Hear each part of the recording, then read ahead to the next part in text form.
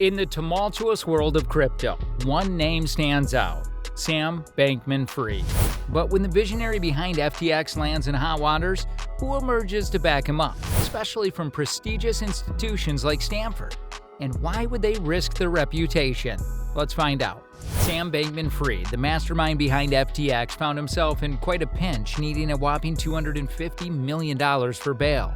Now we finally got the names of those who chipped in big bucks to back him up. Larry Kramer and Andreas Pepke, two Stanford bigwigs, emerged from the shadows to help him out. Kramer, who once ruled the roost as Stanford Law School's dean, dug deep into his pockets, putting down $500,000. On the other hand, Pepke, a top research scientist at Stanford, wasn't far behind, contributing $200,000. What makes this even more intriguing? Sam's parents, both esteemed professors at Stanford Law, also pitched in, staking the value of their home.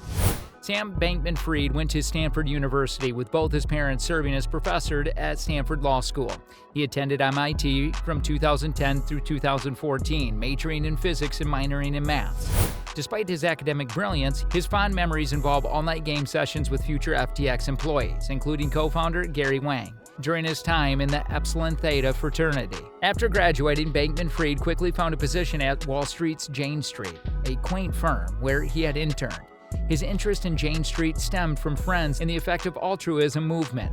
Several of his colleagues from Jane Street would later join FTX. By 2017, with the rise of crypto, Bankman-Fried founded Alameda Research with a starting capital of $55 million, sourced from employees and loans from crypto investors. 2019 saw the birth of FTX, a consequence of increasing competition in the crypto arbitrage world. Bankman-Fried envisioned FTX as a new revenue stream to fuel Alameda's trading. The company, initially based in Hong Kong, later moved to the Bahamas, launching its own cryptocurrency, FTT.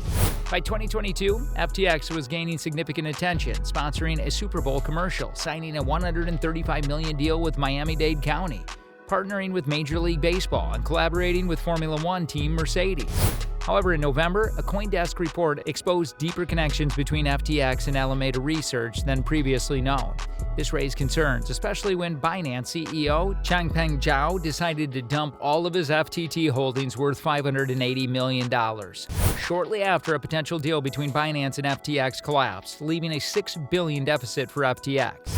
In the wake of these developments, various reports alleged FTX mismanagement of customer funds, leading to Binance's withdrawal from their acquisition talks and FTX eventually filing for Chapter 11 bankruptcy. Further allegations claim top executives at FTX and Alameda knowing mishandled customer funds, further intensifying the crisis.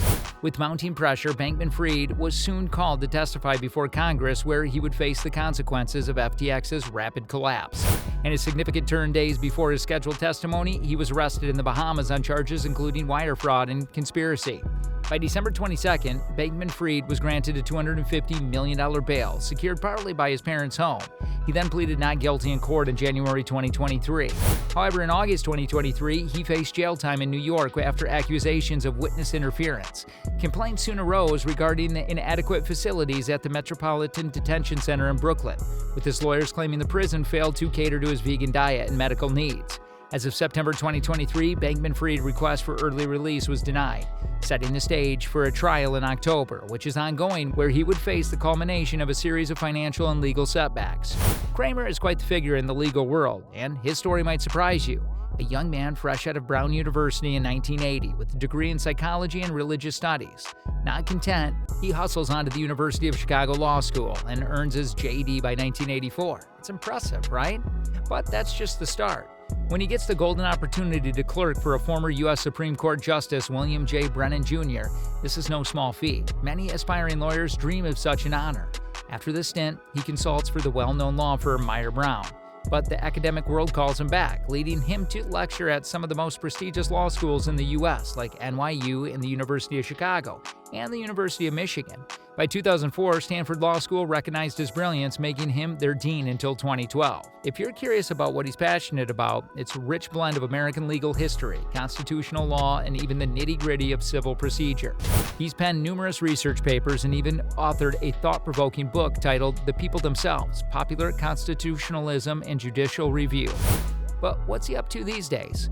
Since 2012, Kramer has been steering the ship at the William and Flora Hewlett Foundation. a philanthropic giant established by Hewlett-Packard co-founder. It's undeniable one of the biggest charitable foundations in the U.S., a testament to Cramer's influence and dedication. Wouldn't you agree? Cramer recently stepped up to support Joe Bankman and Barbara Fried during a challenging time by contributing to Bankman-Fried's bond. While many might see this as a business gesture, for Cramer, it was a personal one. Why, you ask? Well, because Cramer and the couple have shared a tight bond since the mid-1990s. In fact, they are such close friends that during Cramer's family heart-wrenching battle with cancer, Bankman and Fried were right there beside them. They didn't just send messages and flowers. They were physically present, bringing food, providing moral encouragement, and jumping in to help whenever needed. But this isn't the first time we've heard about Cramer's relationship with them. Flashback to the 2012 Stanford Law Magazine article, Fried had something fascinating to share about Cramer when he left the position of dean. She described him as the dean of yes. By this, she meant that Cramer would go above and beyond both in his professional and personal life to get things done. To celebrate Cramer's tenure, Fried even gathered stories from faculty members for a touching memory book. So what's buzzing about Andreas these days? He made waves with a generous contribution of $200,000 to the same Bankman-Fried's $250 million bond. The tech world's ears perked up, pondering what lies Andreas might have with Sam or even Sam's family. However, diving into the professional life provides more clarity on who Andreas truly is. His passion lies in perfecting the online learning experience. Remember those times when you'd wish that online study platform was a tad more intuitive? Well, Andreas works on user-friendly systems precisely for that. He's the brain behind numerous innovative studies, such as the impact of video playback speed on our ability to grasp new knowledge. And there's more. He's not just about screens and keyboards. Some of his research took a turn towards robotics. Imagine visiting a museum and having a robot guide you or even assist someone with special needs. Andreas has explored these fascinating intersections between technology and human interaction.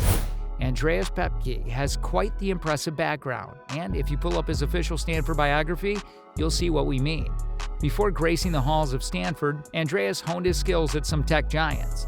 He did his research stint at Hewlett-Packard Laboratory and even offered his expertise as a research consultant at Xerox PARC. And while he's known for his tech savviness, his educational journey has an academic flair to it. He's got a solid foundation in applied mathematics with both bachelor and master's degree from the prestigious Harvard University.